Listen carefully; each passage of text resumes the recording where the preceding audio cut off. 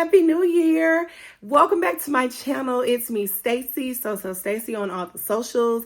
And man, if you are returning, thank you so much because you did not have to. I really fooled with y'all for that because we all know my schedule was like non-existent last year and I did some things and I gave y'all some stuff, but I blinked and it was gone, but we're going to talk about all of that, okay?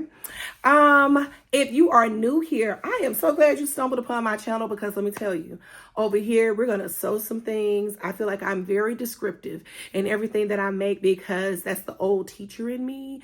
I don't like to leave stones unturned. I want you to know everything that you need to know. And if there's something that, you may need that I didn't give you, by all means, please leave me a comment, ask me, and we'll talk about it. I will answer your question. So, I am Sew Stacie on all the socials.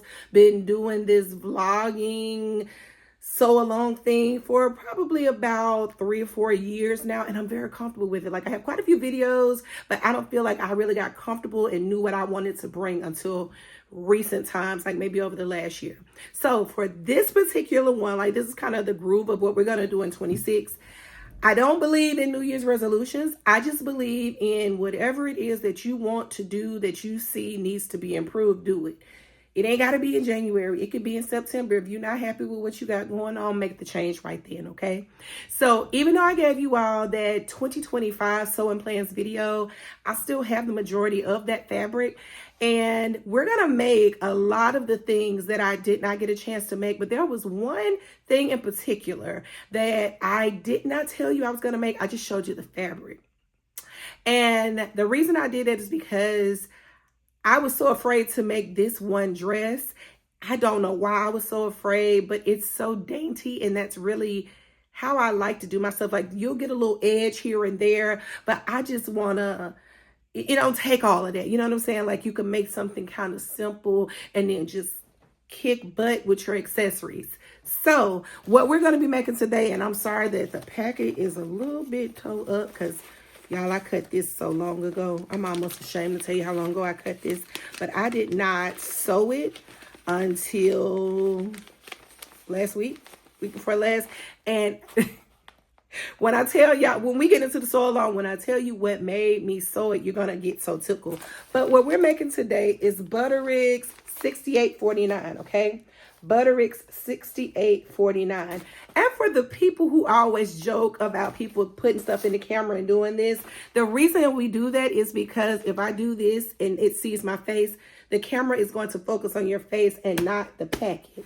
So you got to take your face out of view for you to be able to see what it is you're trying to focus on. So I feel like I needed to say that. So yeah, today we are going to go over Butterick's 68.49. And the reason I'm so obsessed with this is it's just a very simple piece about this pattern that is going to always win me over. There are other patterns that I did talk about in the 25 video that will just get me. This collar on this dress, it's like everything is like polo style to me. I love that. I love that. That is like a big thing now. Polo style, rugby style. So good, right? So I had this fabric. I had in mind what I wanted to make. And I even had the shoes laid out. I still have the shoes. I've yet to wear the shoes, but I've since purchased other shoes because the way that I want to accessorize this dress, I was able to bring it together, and baby, we about to do something. We about to do something with this one, okay? So how this video is going to go is how I want to do my videos for all of 26. We're going to have a sew along, okay? It'll be kind of abbreviated. I'll give all the things that need to be given. You will be able to recreate this. Trust me. But after I make it, as opposed to me just putting on the dress and showing you that in the end, no, we're going to get dressed together, okay? So I know that there are a lot of people who don't wear makeup, mainly because they'll say, oh, I just don't know what to do. It does not take much. And the reason I'm going to do this is because I've taken enough makeup classes over the years. I've taught enough people how to apply makeup, and it's very expensive, and it's also very therapeutic when you can do it yourself. So I just wanted to kind of do I have a lot of products. People ask me like, hey, how do you do this? Oh, you put on your lashes so quick, so easy. So we're going to do a quick little get ready with me. And while we're doing the get ready with me, so basically this is a vlog more than a sew along. Okay, this is really going to be a vlog. We're going to tap into my bathroom renovation because that was when things kind of took a turn for me in 25. So let's recap real quick. In January of 25, I came in with all of these ideas. I'm going to do this, I'm going to do that. But then I had COVID in 25. January. Okay, I got past that. Okay, cool. Let's get it. Let's go. And in February, I was noticing, and I'm not going to talk too much about the bathroom until we get deep into that later on.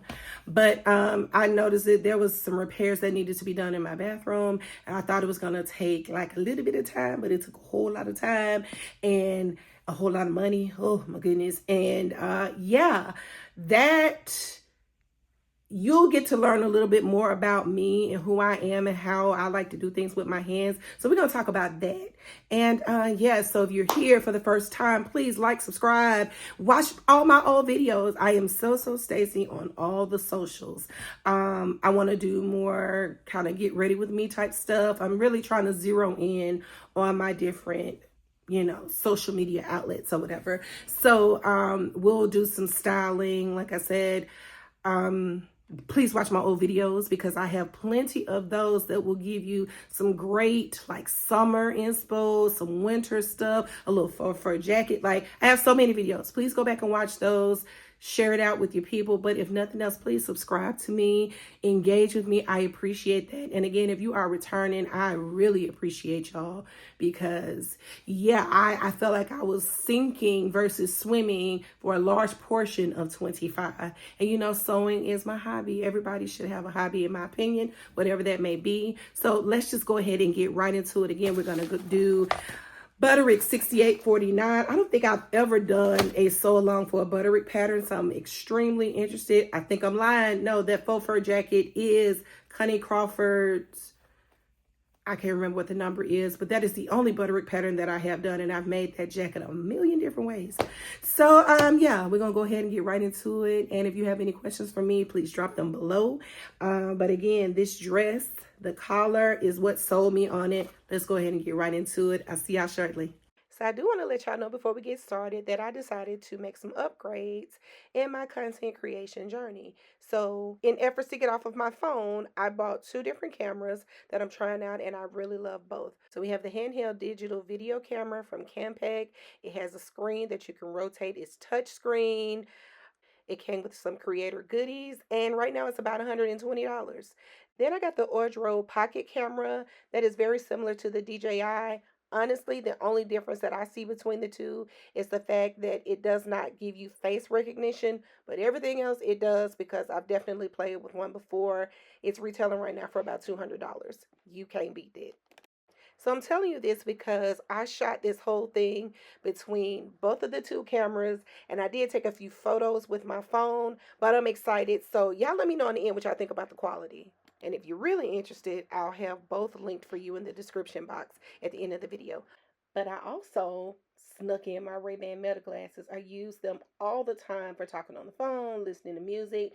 But the little recording feature lasts about a minute long, and it definitely came in clutch in different parts of this video.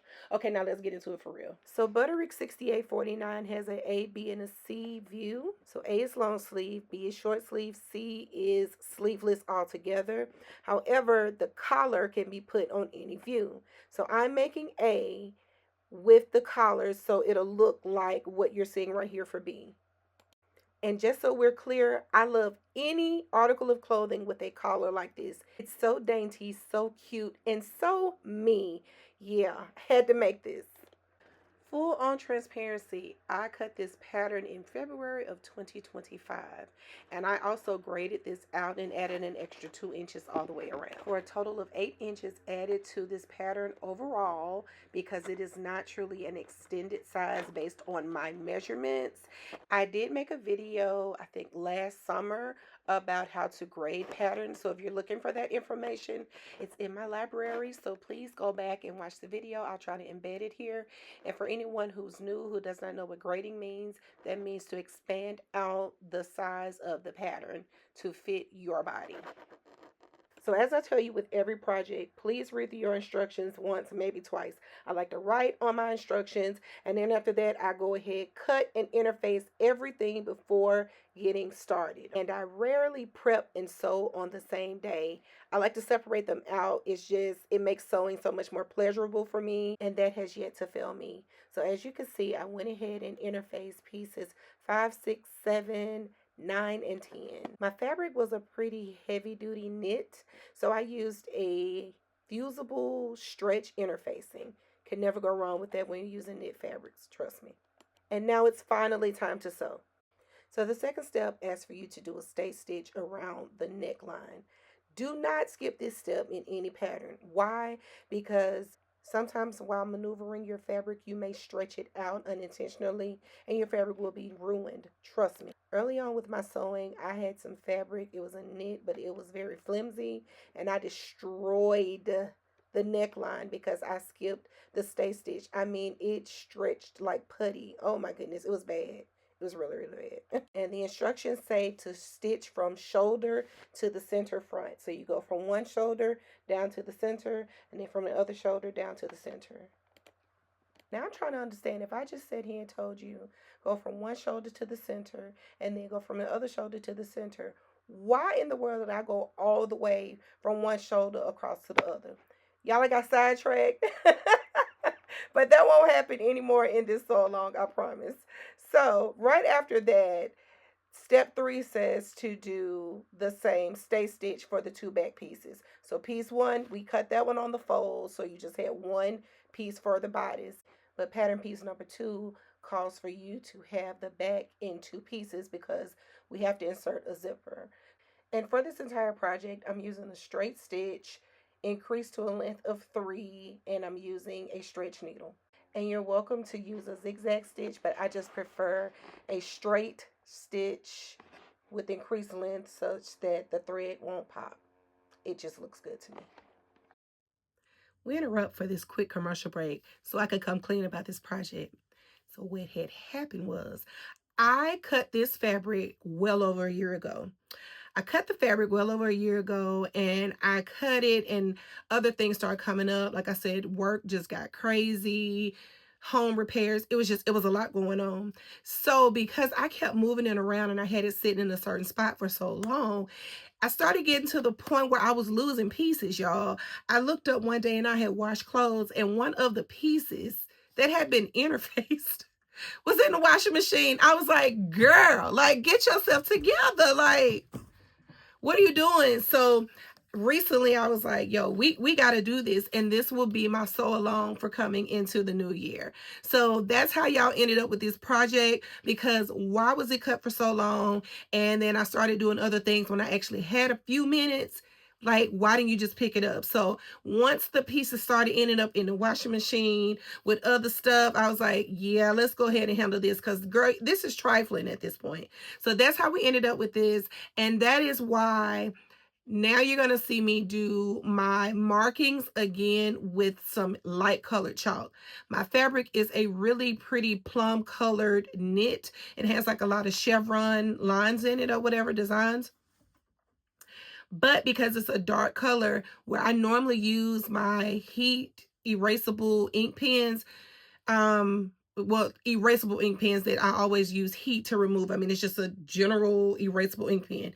At any rate, I can't use those on my darker color fabric. So I always keep Taylor's chalk. So this is a piece right here. So I always keep Taylor's chalk. I have a little box and I have various colors. I had to go back and redo all my markings because again, you had pieces ending up in the washing machine. I just can't get past that. I was like, girl, like stop playing. So we're gonna go ahead and mark some of these pieces again, but we're getting into the good part because now we're gonna go ahead and put the darts into the bodice because it makes your bust look really nice. Don't really believe in darts in knit fabric, but for this project, it just works. So that's it. That's that. Now you know why y'all got this project. Okay, back to the show. So we're still in step 3, and even though we just went back and remarked all of our darts, all of our lines and whatnot, I do want to point out that one of the beauties of Butterick patterns is they give you great instructions for fitting. So here it's telling you before you commit to sewing down your dart, you can pin those darts on the right side of the fabric and try it on basically so you can see how it will truly fit you before you take those darts and pin them on the true side that you should pin them on and stitch it down. So again, this is more of a, if you are new to sewing, you're not comfortable, maybe you've lost some weight, you know what your measurements are, but you need to, make sure that the fit is going to be what you want.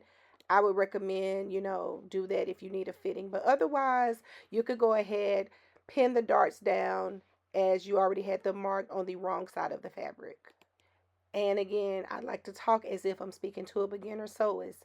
You need the darts because they're going to pull the fabric in and give your garment the shape that it needs. It's going to enhance the way your bust looks. It just gives a good finish. So remember I told you I had to redo all of my markings. So I remarked my bust darts on the sides and took it to the sewing machine. And I have a little trick where I combine the pen and my chalk so I don't have to make the complete line. I'll show you that a little later.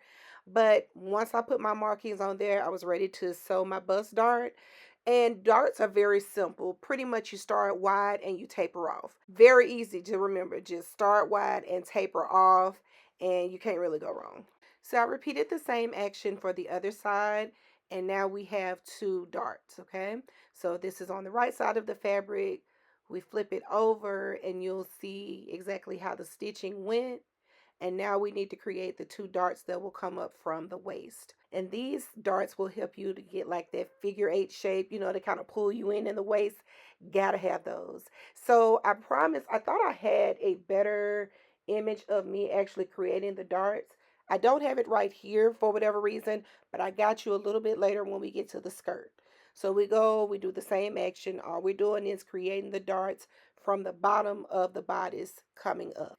And for this entire project, I'm doing a straight stitch, lengthened to 3 as opposed to the 2.5 that is set in. And right here we have all of our darts for our bodice.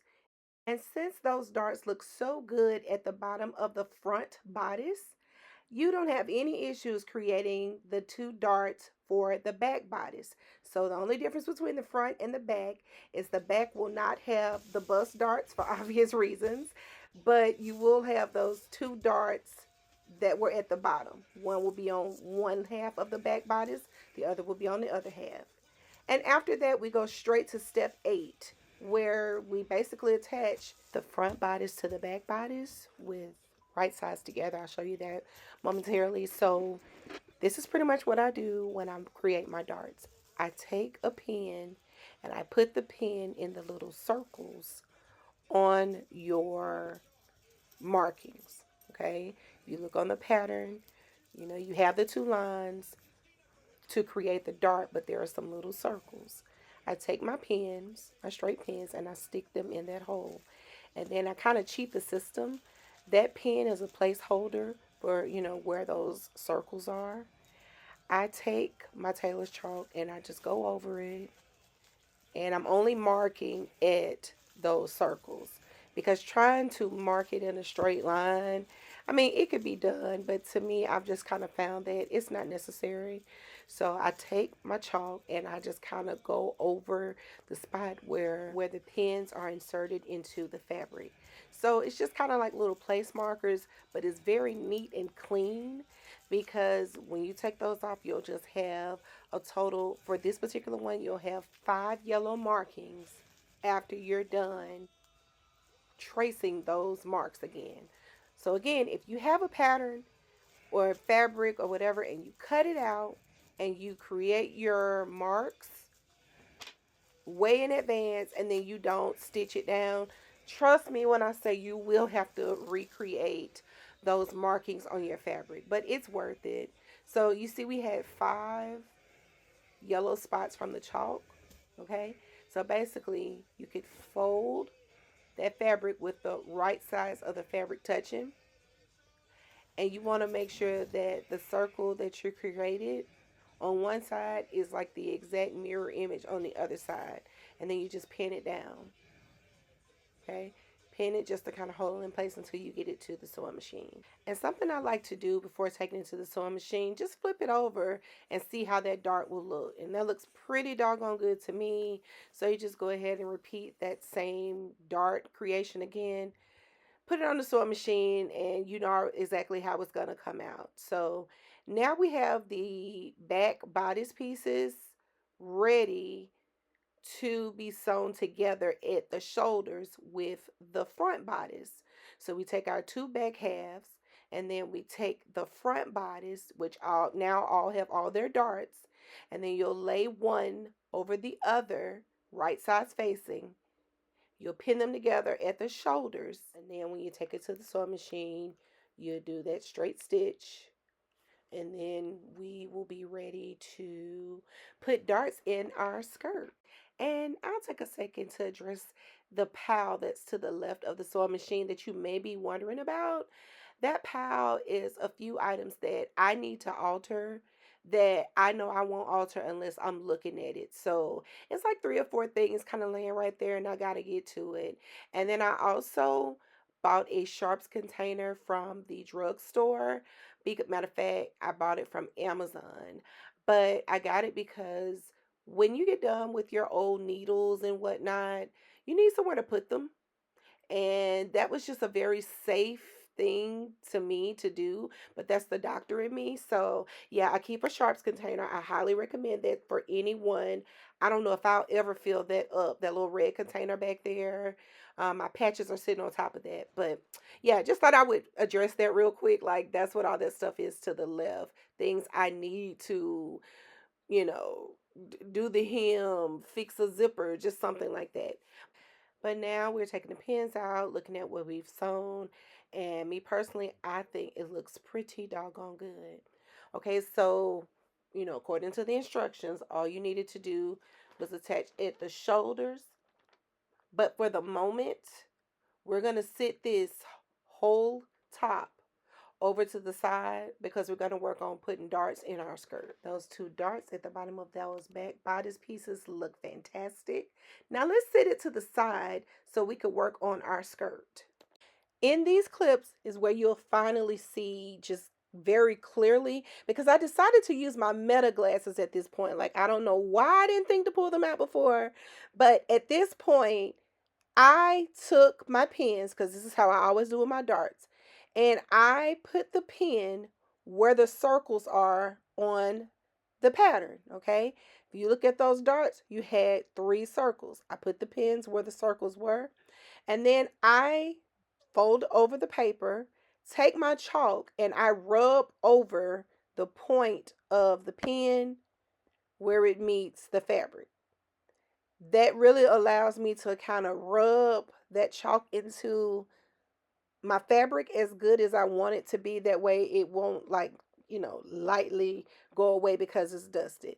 I've done this for a minute and it's fantastic. Again, if it's a lighter color fabric, I just go ahead and use erasable ink because when I go to iron, it's going to go away. But when it's darker, I tend to use Taylor's chalk. So at this point, all I did was pinch up on the wrong side of the fabric, and you want those 2 points to pinch together, okay, as if they're mirror images of each other, okay?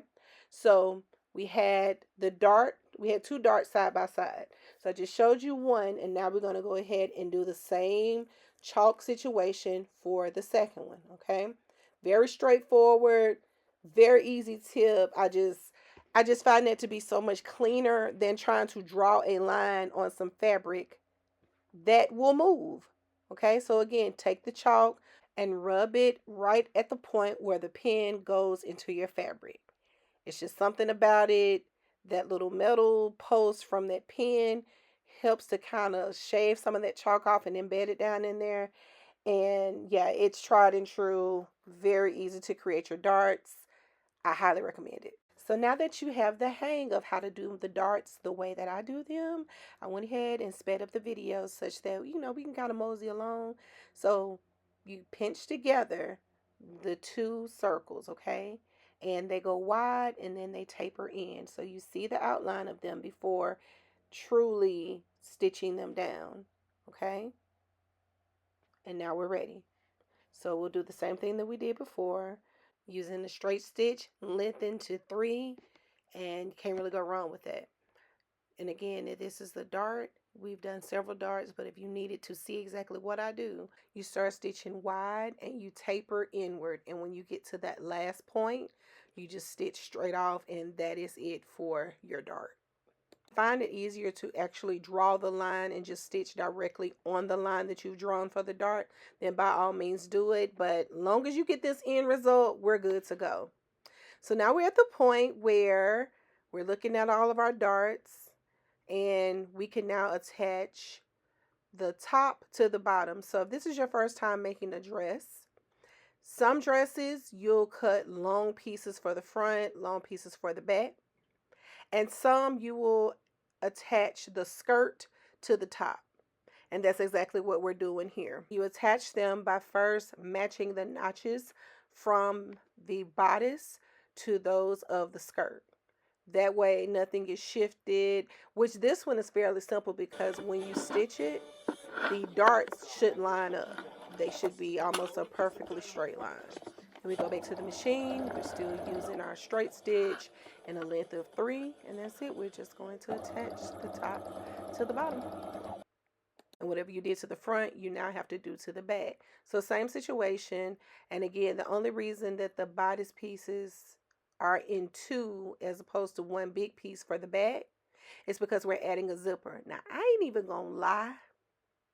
I've definitely had instances where I'm like, oh, I'm making this dress and it's knit and I'm kind of short on time. I will omit that doggone zipper and, maybe like put like a little button fixture or something like there, like at the top, just to help me get my head in and out of the dress. But I am infamous for stitching up where a zipper should be, as long as I know I can stretch the dress, putting it on over my head. So again, you'll match the back bodice piece to the skirt by the notch and put it on the machine, and you will do a straight stitch. That's it.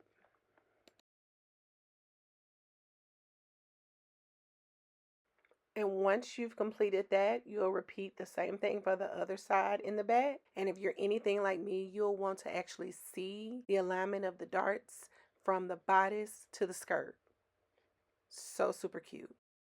So I'm pretty random with my serging. So now I'm serging all the pieces that I had not, because I don't always like serging in the beginning. Like sometimes if I don't mark my notches deep enough, then, the notch will go away and you have to create it again.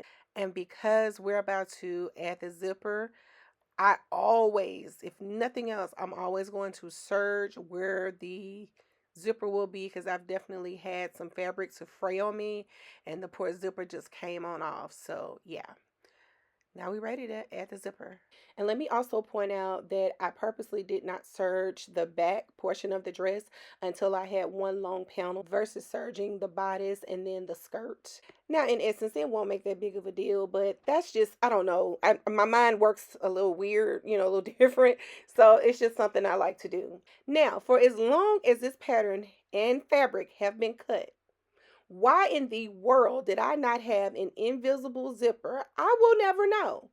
And by that I meant I had invisible zippers. I have a plethora of zippers that I keep in a rolling cart that's underneath this table that I'm sewing on. But I didn't have black. Do y'all know how often I go to Hobby Lobby and get things from Amazon? I just don't know how and why I did not have black. That irritated my soul. And I was like, yeah, we rolling with what we got. Like how your mama said, we got food at the house. You got zippers at the house. So I was like, do I want to actually go with the tan invisible zipper that's the right length, but it's tan. And I mean, I could have made tan work, but the the fabric kind of has hints of black in it, and I just wanted to roll with the black. So I was like, you know what? You can make things happen. Like just because they say you need an invisible zipper, you can actually take a regular zipper, and if you know how to sew, if you can get that thing just right, it'll still be invisible. No one will be able to see it. And so that's what I ended up doing. So if you've never inserted a zipper before, okay, it's pretty straightforward. The first side ain't really the side you need to be concerned with. So basically, so you'll take one panel of your back bodice and you're going to take your zipper and turn that down. So basically, right sides facing for the zipper to the bodice. And the same way you're using one panel of the bodice, you're only going to sew one side of the zipper to the edge of that bodice, okay? So the part that's overhanging like a leaf, like the side of the zipper that's overhanging like a leaf, we're leaving that on purpose, okay? Because that is what we're going to stitch to the other side. So you want it to overhang. So I'm going to say it one more time. You take your zipper and you've placed right sides together for the zipper to the first panel of the bodice, okay? Now, because I'm choosing to use my walking foot, again, I've told you the walking foot has teeth that clamp down, and basically it helps to easier guide your fabric, okay? Like thicker, bulkier specialty fabrics. So one day I realized I could use that as opposed to using the actual zipper foot, and I was sold. But you have to, show some care, some ease with it or whatever. So I just tried to line it up, especially seeing that I want this to function as an invisible zipper. And by invisible zipper, that means when the dress is zipped up, you can't see it. Okay. So, I lined up my zipper and just taking care, we'll kind of stitch slowly. I'm a big proponent of switching the speed on your sewing machine. Speed ain't got nothing to do with your years of care. I mean, your years of speed has nothing to do with your years of experience. In my opinion, it goes with what is necessary at that moment. And you don't want to tear up your zipper. You don't want to mess up your machine. So, just kind of slowly stitch, stop frequently if needed, and just do a little straight stitch, go all the way down. Sometimes when I'm done with my zipper, I'll come back and do that triple straight stitch just to make sure it does not come off. So you just keep stitching, keep stitching, keep stitching. And as you can see, I went ahead and closed the zipper back up. So I moved the zipper pull from the beginning just so I can get started. And once I got past a certain point, I zipped it back up so I can keep going, because you cannot sew over that zipper pull. This may be a little annoying for me to be explaining this way. If you are someone who sews all the time, but I keep in mind there are people sewing who are following this sew along and have never inserted a zipper, and that's who I'm here for, baby. Like, y'all don't need help if y'all know what y'all doing. It's the people who are new to it, like I was, that need some help, and I'm here for y'all. I'm gonna rock with y'all. I told y'all I'm your best friend. So this side of the zipper ain't really what we're concerned with. It's after we get this stitched in and it's time to attach the other part of the zipper to the other side, is where you want to make sure things line up. Okay, so I was sitting here editing the video and I was like, you know what, let me show you exactly what I mean about lining up the zipper, the importance of it. So this is the back view, right? Okay, so this will be 1/2. Draw a little line. Okay, so this is the, do I want to make like a little armhole? Okay, the back bodice. Okay, and this is the this is the skirt, right? And then this will be the other half of the bodice, because these two together will make the whole thing. Okay, come in a little bit, and there's that. Okay, so this is one side of the bodice, this is the other. You have your zipper here. When you've already stitched down one whole side, so we're gonna say this is the zipper, and of course, and we're gonna put like a big gap or whatever, like this is the whole skirt. So you have the zipper that we already stitched down on one side, but in order for this to look clean, you want to make sure that these 2 points are touching. Okay, if this is the top of my fingernails, top of the seam, if they're off like this, people will be able to see, okay, that's where time and effort, kind of, let me say time and patience comes in. Okay, so what you want to do is, since we already have the zipper kind of already in on one side, when you go to pin the other side, make sure you pin this seam to where this seam is on the other half of that zipper. I hope that makes sense to you. Okay, we'll do it one more time. So let's go ahead and do a whole back piece. Okay, so you can see how it's supposed to look. I am no artist. Don't come for me. Don't come for me. So if you have, and this is your whole skirt. Okay, this is your zipper. So one half has been sewn and the other half needs to be sewn. You want to make sure that wherever the zipper is right here for this seam, you want to make sure that this seam is going to line up there as well, because nothing is worse than when these are not correct. They can't be staggered. They can be. You can do what you want to do. It'll give that Gordon Gartrell look that Denise made Theo, but you want to make those seams. Okay, so my fingers are the actual skirt, right? You want to make sure that where the top, like where my fingernail tips are, whatever, you want to make sure that those are even. If they are off a little bit, it is very visible to the naked eye. You want to make sure that it is not off, because anybody walking behind you will be able to see that, and they might be like, okay, that's a homemade outfit. Yeah, it may be homemade, but we gonna make sure that we line these up so it can look crisp and professional. And yeah, you could be proud to tell people like, yeah, I made that. So I just wanted to point that out to you, because I feel like I could not properly demonstrate that in my video like I wanted. And a probable reason for that was I was sewing at night, but that was really the time I had available to sew. So where the lighting would overall be better when I sew in the daytime and let natural light come in on top of my lighting, I just felt like I couldn't get that like I wanted it to. So I wanted to point that out to you all. Again, I told you the first half of the zipper really doesn't count. You just want to make sure it's even and whatnot. But when you go to stitch the other half of that zipper, you unzip it. Or, well, before you even unzip it, go ahead and pin it down. And you want to make sure that the seams are like twins, okay? Parallel, sitting right where they need to be, where those seams are touching. If not, it looks off. You don't want that. You want them to be right together. Let's get back to the sew along. Now it's time for us to attach the other side of that zipper. So there are markings, of course, on your pattern that lets you know basically how far to stitch that zipper down. The greatest instruction I can give you is to make sure you close the zipper up after you have stitched down the first half and pin the other half of that zipper where the two seams are meeting for the bodice to the skirt. You want to do that, because if not, it's going to be off. Trust and believe me when I say that, okay?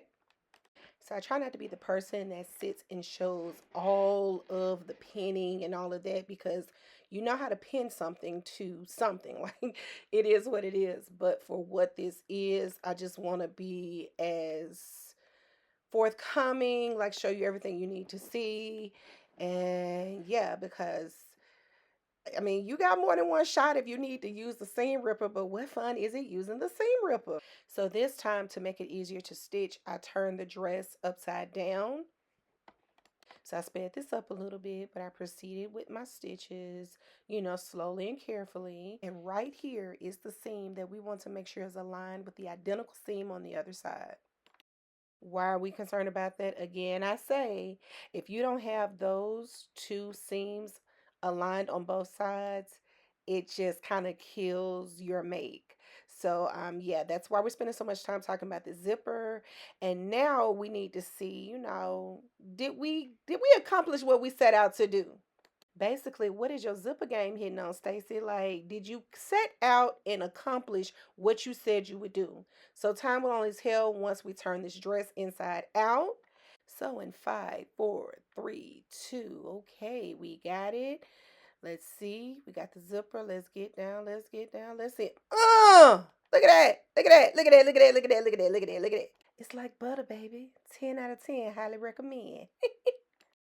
But why did I just realize I have not shown y'all instructions in far too long?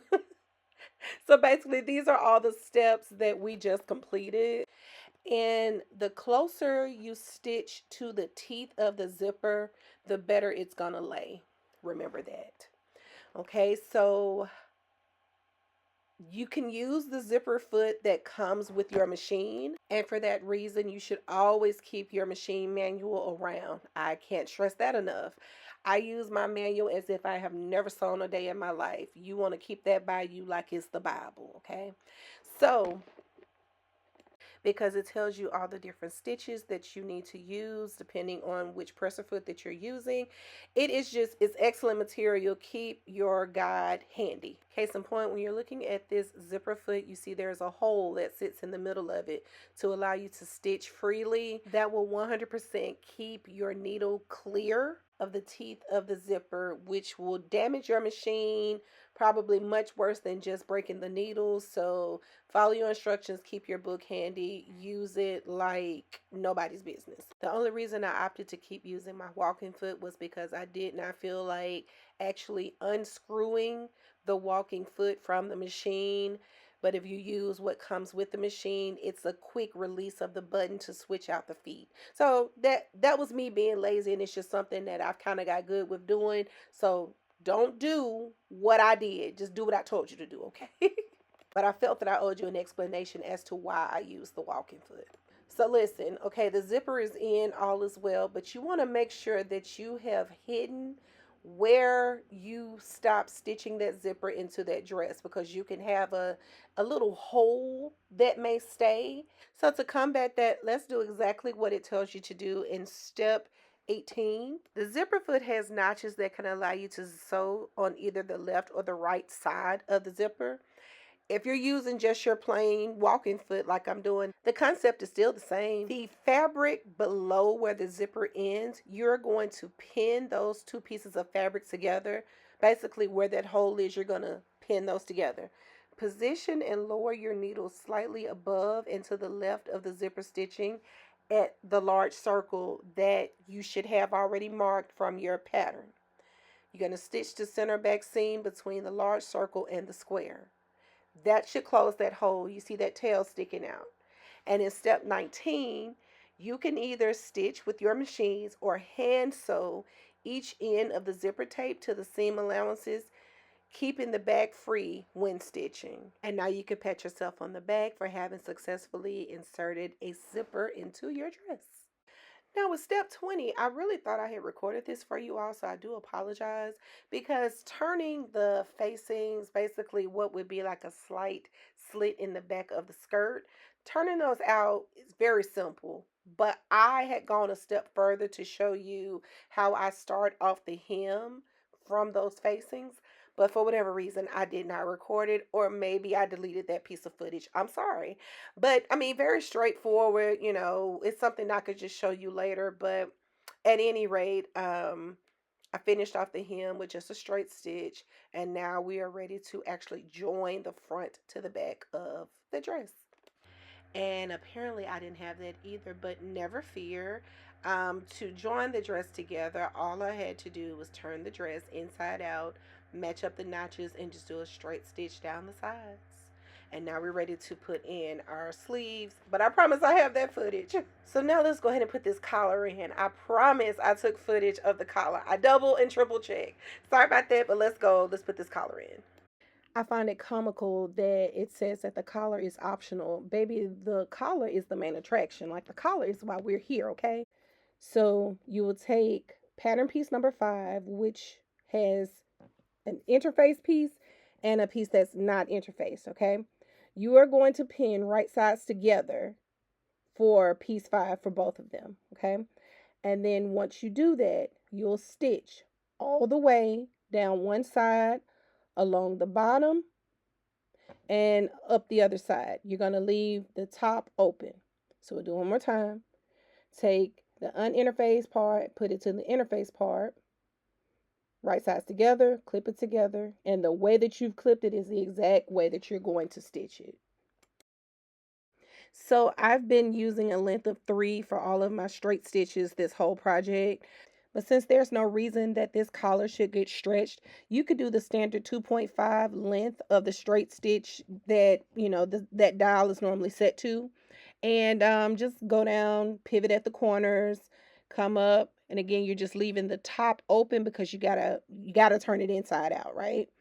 So after you do that, you trim your loose threads as you would normally do, and repeat that same stitching for the other part of the collar, because if you notice there's a split.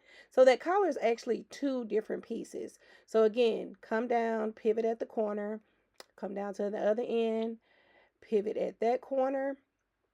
Once you get done, you're going to need to turn those 2 collar pieces inside out, okay?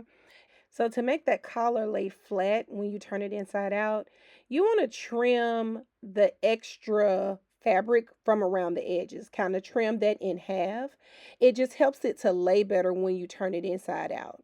And this is just standard for any project that you sew. Anytime you have something that you have interfaced, stitched together, and turned inside out, things just lay better. And it's also nice to clip your corners to help it just lay a little bit better. We do the same trim process for the other part of the collar. And I will say it's an illusion, right? So it looks like it's one collar that goes all the way around with a split in the middle. It's actually 2, okay? After we're finished trimming this one, we'll go ahead and turn both collar pieces inside out. And if needed, we'll use the point turner to press out the corners of the collar. But this is like such a simple task to do for this project, but the collar to me just makes this so perfect. And as you can see, I'm clipping my corners right here. Again, it helps to not have that bulk in that corner. And these collars were pretty easy to turn in and out, but normally I'll keep a point turner and just kind of go in and make sure the points of the collar are perfect. So that's one that we turn inside out, and we'll do the same for the other. And after that, we can do like a little base stitch to hold the 2 pieces together, and we'll sit it to the side such that we can work on our collar facing. So now we've turned both sides of the collar inside out. You can see those notches already sitting there. Like I said, you can either put a basting stitch to hold the 2 pieces together, like to not have an open pocket. You could do that, or you can just go ahead and kind of overlap them just a bit. I picked up the pattern piece again because I needed to see exactly where they wanted the 2 parts of the collar to kind of meet, like a little tack that it tells you to do. And then from there, you pin it, put a quick little stitch to hold it in place, and then we'll attach it to the dress.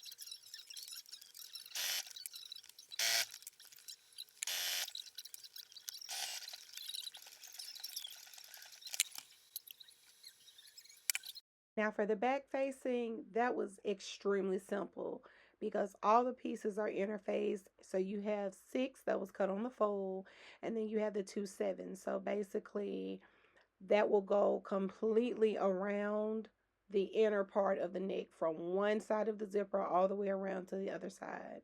So you clip 7 to 6 at the notches on each side, and then you just do a little straight stitch.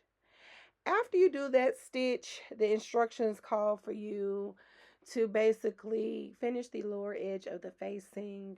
If you serge that piece, you could pretty much leave it as is, or you could press it under and then just do a stitch. And from there, it's time to attach it to the dress. Hi. So I said I wasn't going to talk until my voice was 100. I'm probably at about 75%. But I had to come here because I need y'all to know that this fabric has been cut so long to the point that pieces start getting lost. That's what made me say I gotta go ahead and do something with this. This, which would probably be a back-facing piece, ended up in the washing machine. Why, I don't know. The rest looks perfectly fine. But this ended up in the washing machine. So with that having been said, it smells so good. I'm hoping that it got rinsed because it smells a little too good. I don't know if my skin starts to get a little irritated when I wear it, but that is just hilarious to me because I tend to start one project every blue moon that just does not get completed. So yeah, we're gonna see how this works out. But I just thought that was funny and a conversational piece. And again, I'm gonna try not to talk again until my voice is healed. So the majority of this will be voiceovers. All right, bye. Without thinking, I went ahead and stitched the back facing without turning the camera on, so my bad on that. But this piece, in the back of the facing on the very edge, I just figured I'd go ahead and throw my label in there. I get all my labels from the Dutch Label Shop. And yeah, we're just about done. We'll throw in the sleeves, and that's pretty much it. Let's wrap it up. So before getting started with the sleeves, I went ahead and put them under the serger such that they would have clean edges. And yeah, let's go ahead and stitch those in. So after I've serged, I like to go back and make a little slit at the top of the shoulder cap. That just always helps me to align it with your shoulder seam, and just never had any issues with that. So I had to go back and put my markings in that, of course, had rubbed off. And I'm basically marking in between where you would do a base stitch, but you want to, it'll be a base stitch, but it'll be a gathered base stitch. And let me show you how I cheat the system, right?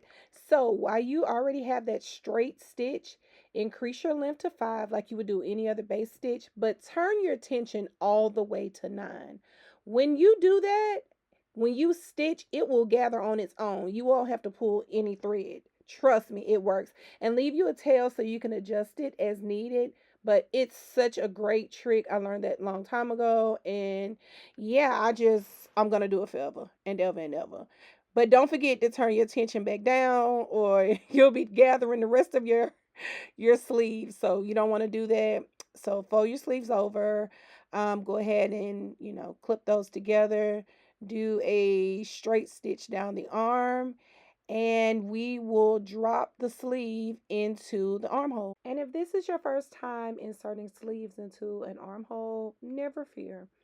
In the arm cap, just below the shoulder, if it's the front of the sleeve, there will be one notch. The back of the sleeve will have two notches. Very easy to remember, but some, which all really should be this way, but some sleeves actually allow for more space for the back of your arm than the front. So that's where those two different notches come from.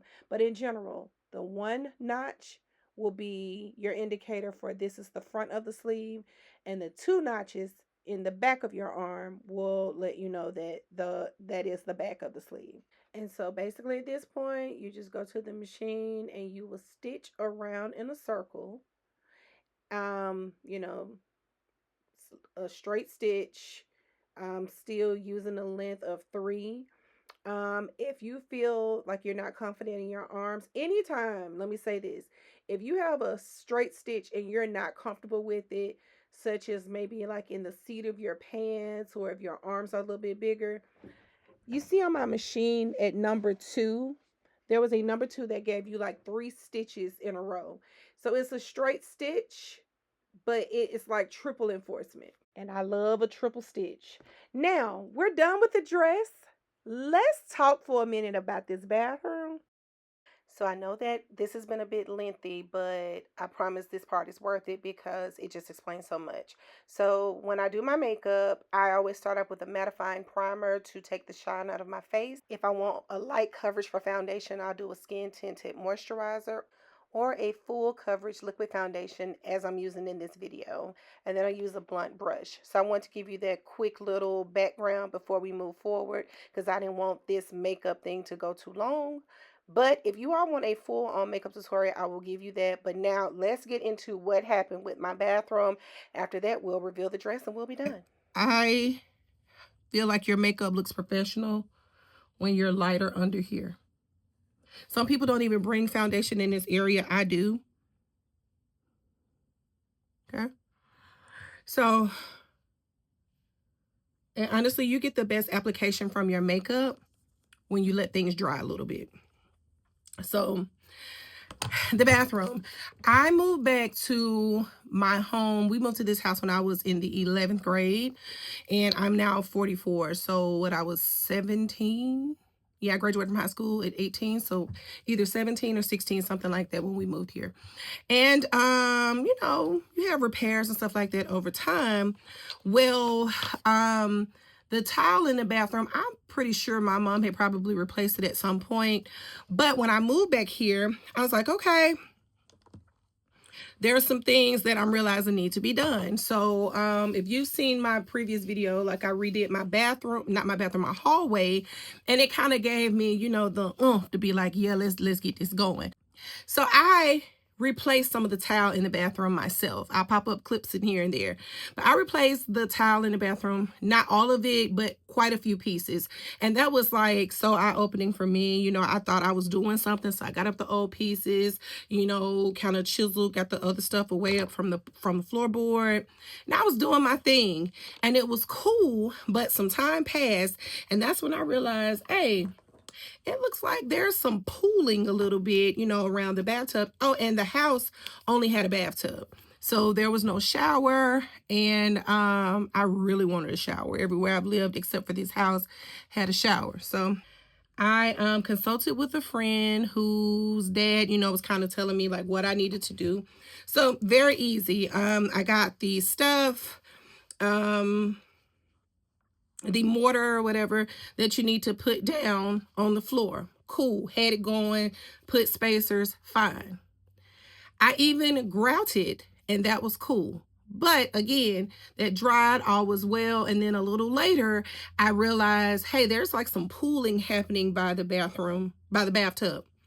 Child, come to find out, you know, after I finally in 2025 said, okay, let me get somebody over here, the floor was starting to give.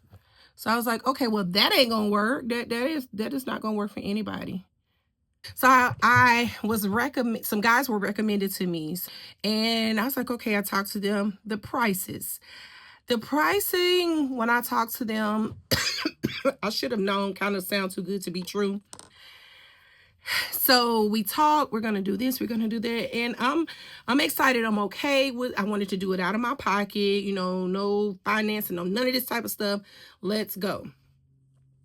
So I'm gonna give you the good, and then we'll talk about the bad at some point.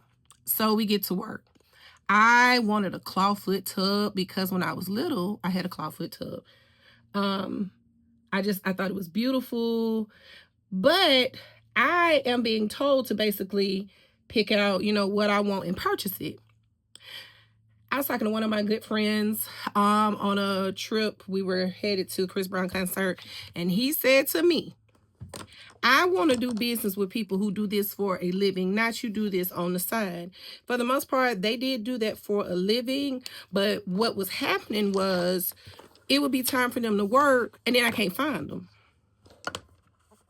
I can't find them because they were double dipping, meaning you had my money, but you were going to work with other people.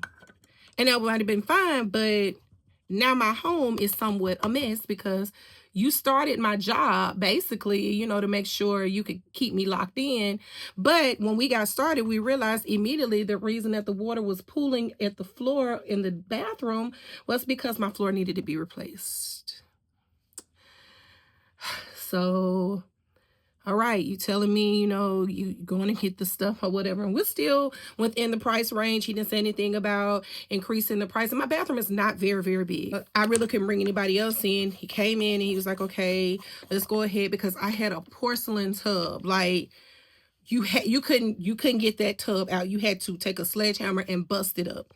So they did that. Okay, cool. I'm excited. Said it was going to take 2 days. Again, I told you, when you look lighter under your eyes, the makeup just, it looks so professional. Anywho, they get to work. So ends up, there was actually none whatsoever, like could have fallen through the floor. There was no foundation of the floor. There were no, God, I'm not going to say levees. I can't get the name of it. I'll pop it up across the screen, the bottom of the screen. They didn't have, there was no wood. There was no foundation to the floor, okay? So the crawl space was not very far from under there. So I said that to say, if I had eventually gone through the floor while sitting, soaking in the tub, because again, I only had that, I wouldn't have fallen very far. Like, I could have stood up if I wasn't cut up by the tub. I could have stood up and kind of climbed back over into the bathroom, call for help or whatever, but thank God we did not get to that point. So, okay, we rocking and rolling. So we go in and they rebuild the floor. Okay, cool, fine. We getting it. And at this point, we know we're past 2 days. So if we're past 2 days, what can I do? I can't go to the bathroom. So I'm now living with my mother because I only have one bathroom in the house. My house is very nice, but it's older. And yeah, I basically went and stayed with my mom and my stepdad. Okay, so we getting it. So now it's time for me to get ready to go out of town because I am very active in my sorority and we're approaching regional conference. So the floor was redone. He gave me the price and everything for the flooring. And then, look at the time, the price and everything for the flooring. And I'm like, okay, good. We in there. Child, they finished. We had the clawfoot tub. And one of the brothers, the very quiet brother, he was like, look, I'm going to be real with you. You might hurt yourself in this bathtub. And I'm like, why are you saying that? He was like, well, the bathroom is beautiful. Okay. Like, I had picked out, like, I didn't want to disturb the walls. So I picked out like a shower head and everything where the plumbing would be outside. We didn't have to go into the walls. I picked out the clawfoot tub. All these things I'm being told to do. So they're telling me to do it. I don't do this for a living. So I pick out a tub and the tub had no grip in the bottom. The claw feet set at least 6 inches off the floor. Maybe even more. And then because it came in at an angle, it was beautiful, but it was kind of small. Beautiful though, showroom type. We settled on a, like luxury vinyl tile or whatever. Not luxury vinyl flooring to go down. And I'm not real big on gray, but I wanted a very kind of neutral bathroom because I just feel like in your home spaces, it just needs to be a little neutral to kind of calm you down for the day. So I'm about to use this blush, this buttermilk blush from NYX, and the shade is Butter with Time. I can't get her name out right now, but she has been doing her blush and she takes it into the lid of her eye. So this is what we're gonna do. So It's a really pretty pink. And we're using this, what brush is this? The BFF brush from DJS Beauty. DJS Beauty has really nice brushes. Because it's at an angle, and that's how I like to pack on my blush. And we're doing the same thing. So you see how that looks like I did some eyeshadow. Something just went in my eye. It looks like I did eyeshadow, but I didn't. But anyway, so we're done, and the bathroom is beautiful, but it's not functional. The way he put the railing and everything, the piping, I had to have 2 shower curtains because it had to go all the way around. So no matter what I did, it was leaking on the floor.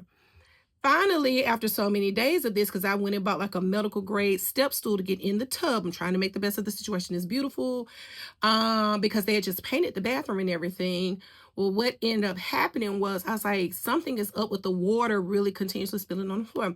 Laid down, looked under the tub. He had not sealed off the tub properly for it to drain down into, the piping underneath the house in the crawl space. So I was like, yeah, y'all got to come back. And as we were talking, it was like, you know what? It really ain't safe. Let's go ahead and we had to get another shower head. We couldn't get that straight. It was so much going on, and it really wasn't making sense. But I'm thinking to myself, y'all do this every day. I do what I do for my job pretty good because I do it every day. So if this is what you do every day, I'm expecting the same type situation. Anywho, that ain't what was happening. I like mattifying everything except my finishing spray, my setting spray. I don't like how my face looks if I use that. So when this dries, my face is not going to move. So we're going to throw my mascara on real quick. We'll throw on a lash and we're done. So I leave to go out of town. My grandfather at this point has gotten involved. And he's basically like, I'll put these on. He's like, go out of town, do what you got to do. I'm going to sit here with them. And we're starting to notice. I know I said I was going to tell the bad after I finished, but no, we got to go and get with it. So, yeah, my makeup is very simple. Very simple. I am not an eyeliner girl. I like to give a little bit of drama using my brow brush. But I'm going to put my eyelashes on with this duo glue. And I make that like eyeliner. So I just do a little strip right here.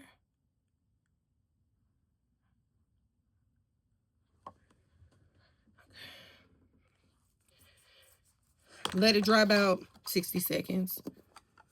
And after that, you're good to go. So these lashes, I got them from TJ Maxx. I am very particular about the type of lashes that I like. I like anything that's like a wispy because you see the fibers kind of crisscross. I don't know why this won't focus. Okay. Yeah, so my lashes are already kind of full. So I really like these for length. I do not buy thick lashes. You already have lashes. I feel like there's no need for them, but to each its own. At any rate, I go out of town and I come back. Like while I'm out of town, I'm purchasing another tub because at this point we're realizing, okay, hey, that clawfoot tub was cute, but we need to basically go ahead and enclose the bathtub. Let's build the shower. Let's do the wall, all of this or whatever. Okay, cool. Boom, one lash. That's so pretty. And so, okay, well, this time around, now we're going to have to towel the wall in. And, I knew more money would have to be paid. That's fine. But he pretty much charged me double as if he had not done any work, but it needed to be done. Which, on the outside looking in, after talking to several people, they're like, what they charged you was really, really cheap to begin with. But it was really cheap because I bought my own stuff outside of the amount that they told me. So While I am in Knoxville, I am going to Lowe's and whatnot in the midst of my little vacation, picking out tile for the wall. And there was a tub, he told me, with the length and the width and all of that could be, because I want a deep soaker tub. Bought the tub, had his name on it. They could pick all this up. I get back home from my trip. Nothing has been done. I've been gone a whole week. I checked into a hotel, 2 hotels actually, over the week in Knoxville, Tennessee. And just to come back home and still got to go stay with my mom. So we are a solid month. We're a solid month into the project. I love the liner, the retractable liner by Juvia's Place in Coffee Bean.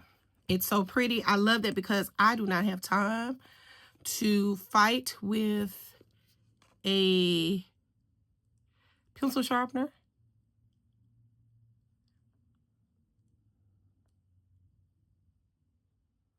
But because this dress is neutral, I want a really nice nude lip, okay? My face still hasn't dried. So, anywho, I come back and the house is just not put back together. I am ready to fight, okay? Knuckle up, put up your dukes, because what you mean? My house still ain't together. And I've been gone for a week. What y'all been doing? And I had cameras on the house at this point. Due to some sketchy neighbors that I have. Anywho, I shouldn't have said that. But there were days they just sat on the porch. Yeah. Okay, so I left to go take my pictures. So let's wrap this up with a few clips. So when I came home, my bathroom was a mess. Like, the new floor had nails sitting all over it. They had piled all the stuff up in the bathroom, which was fine for the most part, but you had loose nails sitting everywhere. And the tub was sitting in the living room. So this is what we're looking at right here. Why isn't the tub installed that I ordered in Knoxville? I mean, I ordered it. He went and picked it up.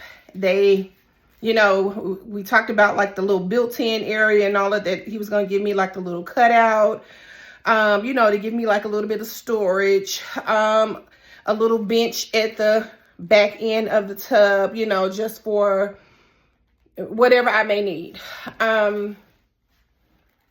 Yeah, the tub was dented. It was dented around the bottom, and because it was like steel with the enamel on top, because it was dented, it was bent. If he were to go and unbend, it would have cracked the enamel, and I would have been back where I started with needing another tub for another reason. So I don't have a tub. He had to take it back and ended up getting a fiberglass tub. I didn't really want that, but that one had grip. I just wanted like a good heavy tub. The window has to be treated. All of this is costing me more money, and that is the stress on top of, I can't say it. Oh, well, I can, but I would have to leave home to shower. And that was like the goal that I was trying not to have to deal with every day.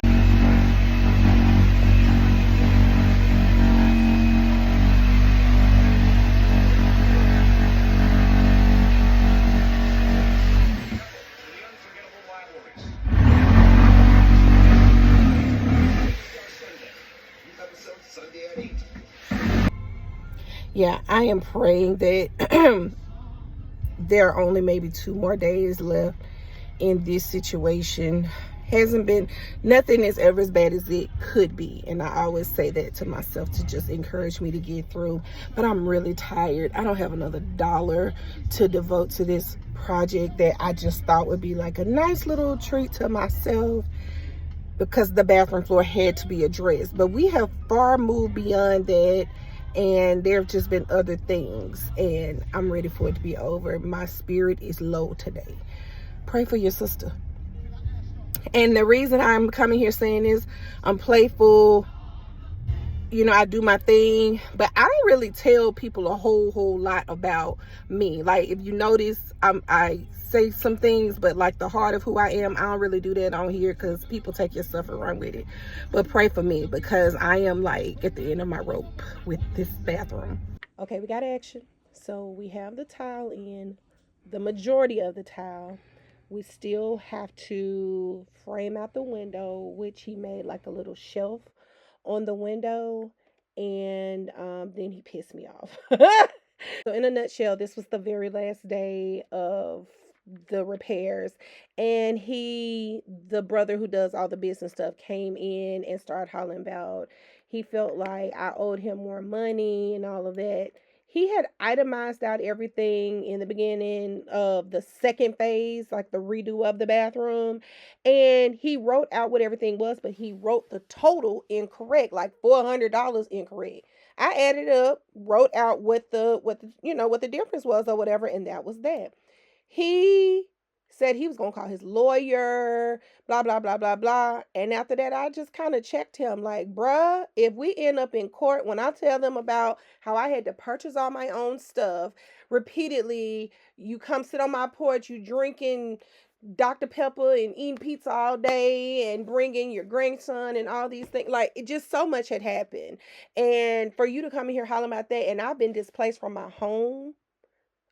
Like, what? Like, had he handled that better, we wouldn't have gotten to the point. Like, you do this, so why aren't you telling me what I need to know before we get to this point? Buy the things, come here, do the job. But I love my bathroom. So after 2 months of the most trying time of my life, I finally got a beautiful bathroom. Everything ain't perfect, but it's beautiful. It's mine. Some things need to be tweaked, but I'm so thankful that I saw this process all the way through. And look at my dress, y'all. I love it so much. Like, I think it's so cute, so dainty. I'm definitely making this again in pink because I have some textured knit that would just be so good for this. I love how I accessorize. I have on some Karl Lagerfeld slingback pumps. I love how they spelled his first name with the little metal pieces on the toe of the shoe. Then I had those little bow earrings as well as bow belt from Target last year, and I just thought this was so good, so cute, so dainty. It's just so me. So yeah, I hope you all have enjoyed this. I hope you learned a whole lot because there's always pretty much going to be some type of instruction with making any pattern that I set out to make. So let's end this video on this high because I'm just loving the dress. I do want to point out the things that I use to record. The glasses, you need those, okay? The pocket camera that is like the DJI, it's very great. I would recommend using it in daylight. And the camcorder, yeah, it's cool, but I had to scrap that footage. I think I was a little too close, and I think that camera is great mainly for true camcorder purposes. Like if you are out with your family, you want to create a memory, not necessarily for vlogging up close. So that's just that. I love this whole experience that we just had together. I hope you did. And I will see you all in my next video. Please like, subscribe, share out, and have a great day on purpose.